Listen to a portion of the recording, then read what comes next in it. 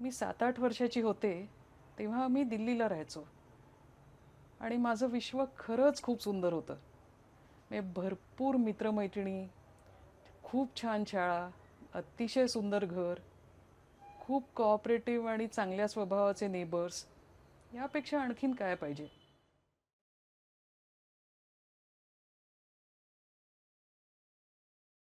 माझ्या आईने मला सांगितलं की आज आपण लगेचच पॅकिंग करायला लागायचं आहे. मला कळेना कसलं पॅकिंग. मला वाटलं आम्ही गावाला वगैरे चाललोय. तर ती मला म्हणाली, नाही, आपल्या बाबांना मुंबईमध्ये खूप छान जॉब मिळालाय आणि त्यामुळे आपण 2च दिवसात आता दिल्ली सोडून जाणार आहोत. मी आईवडिलांसोबत वाद घातला, रडारड केली. पण त्या वयामध्ये आई वडील आपले जिथे जातील त्यांच्या मागे आपल्याला जायलाच लागतं. तर त्यामुळे नाईलाजाने मी त्यांच्यासोबत दिल्लीहून निघाले आणि कुठे येऊन पोचले तर डोंबिवलीला.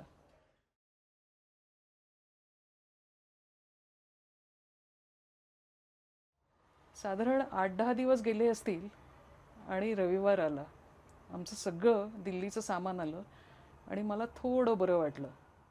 पण माझ्या वडिलांनी अँटिना जोडला आणि टी व्ही सुरू झाला.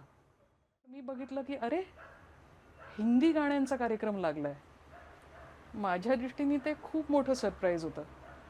कारण मला वाटायचं डोंबिवलीमध्ये सगळे फक्त मराठीत बोलतात, कोणालाच हिंदी येत नाही. आणि त्यावेळेला वस्तुस्थिती ही होती की मी आईवडिलांशी सोडलं तर सगळ्यांसोबतच हिंदीमध्ये बोलायचे.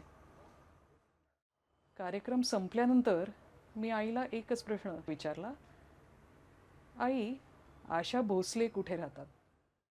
आणि जेव्हा आईने मला सांगितलं की आशाताई मुंबईतच राहतात, तेव्हा मला हे क्लिअरली अजूनही आठवत आहे की मी असा विचार केला की अरे, मग आता काही टेन्शन घेण्याची गरजच नाही. आपल्याला आता दिल्लीला तर परत जाता येणार नाही, पण आता ठीक आहे, बाबांचा जॉब सुरू झाला आहे, आता आपण ही गोष्ट ॲक्सेप्ट करू. पण यापुढे आईबाबांनी असा काही डिसिजन घेतला की ज्याच्यामुळे आपल्याला खूप त्रास होतो आहे, तर आपण काय करायचं, तर सरळ मुंबईला जायचं आशाताईंकडे आणि त्यांना सगळं सांगायचं मनातलं. त्या आपल्या आईबाबांपेक्षा थोड्या मोठ्या असल्याने त्यांना नक्की समजावून सांगतील आणि समजा त्यांनी ऐकलं नाही तर त्यांना ओरडूही शकतील. मला आशाताईंचा आवाज अगदी लहानपणापासून खूपच आवडायचा. म्हणजे मी हेविली बायस्ड होते. बाकी कोणाचंही गाणं लागलं तर ते ऐकायचे मी. पण आशाताईंचं गाणं लागलं की मला विशेष आनंद व्हायचा. अशातच त्या मुंबईत आहेत आणि आपल्या बाजूनी आहेत.